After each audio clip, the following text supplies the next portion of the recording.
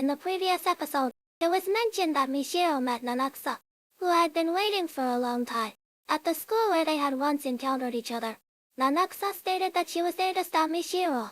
Michiru did not respond directly but instead began recounting her experiences over the years. In order to find a way to kill vampires, she had captured many of them for research, spending her youth on what she called a meaningless pursuit. In other words, she claimed to understand vampires better than vampires themselves. After saying this, Michiru shot Nanaksa in the eye. Even for a vampire, such a severe injury would temporarily weaken them. Michiru expressed that she did not want to kill Nanaksa and urged her to abandon the idea of turning Yamori into a vampire. Seeing that Nanaksa remained unmoved, Michiru declared that if that were the case, she would have no choice but to kill Yamori before he could become a vampire. Hearing that Michiru intended to target Yamori, Nanaksa could no longer remain passive. She rushed toward Michiru, prepared to stop her by force. Nanaksa told Michiru that Yamori did not know their location, and as long as he did not appear there, Michiru's plan would fail. Michiru laughed at Nanaksa's naivety, stating that she could simply send their coordinates to Yamori via text message. To prove her point, she showed Nanaksa the screen confirming the successful sending of the message. Let us rewind on to a few minutes earlier. Yamori was with Nico, speculating about Michiru's true intentions. Nico believed that, at this point, no matter what Michiru planned to do, killing her would solve everything. However, Yamori expressed that he did not want Michiru to be killed. He pointed out that Nico and the others did not truly want to kill Michiru either, or rather, they were afraid of killing. In his view, vampires were merely beings with supernatural strength who loved to talk big, and that was precisely why he liked them so much. He admired these vampires who possessed more humanity than humans themselves. Yamori's words moved Nico, and she abandoned the idea of killing Michiru. Just then, Yamori received Michiru's text message and immediately rushed toward the school.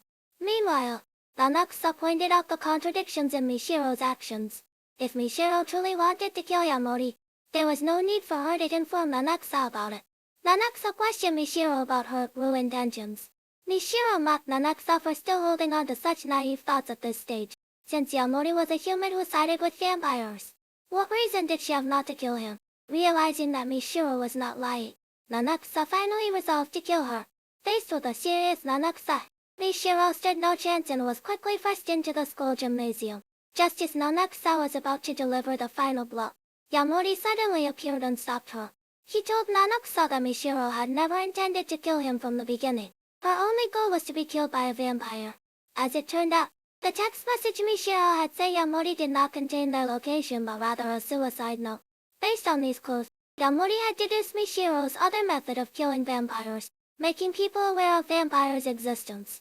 This way, everyone would avoid going out at night, and vampires would eventually disappear due to the lack of food sources. Seeing that her plan had been completely exposed, Michiru gave up struggling. She admitted that she knew the chances of success were slim. It was unrealistic to expect people to stay indoors at night for 1, 2, or even 10 years. Yet, she refused to give up on even the slightest possibility. Before leaving, Michiru told Nanaksa that if she were to be killed, she would prefer to die by Nanaksa's hand. In the end, Nanaksa still could not bring herself to fulfill Michiru's wish. After Michiru left, Nanaksa could no longer sustain her weakened body and collapsed.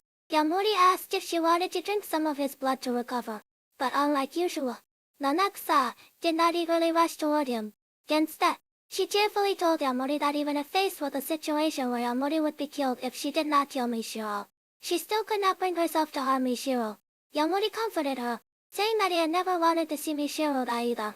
Suddenly, he seemed to realize something and told Nanaksa that the situation was far from over.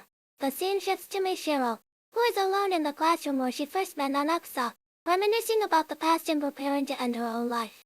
Unexpectedly, Yamori suddenly appears. In the struggle that follows, Michiru accidentally shoots Yamori in a vital spot. Will Yamori meet his end here?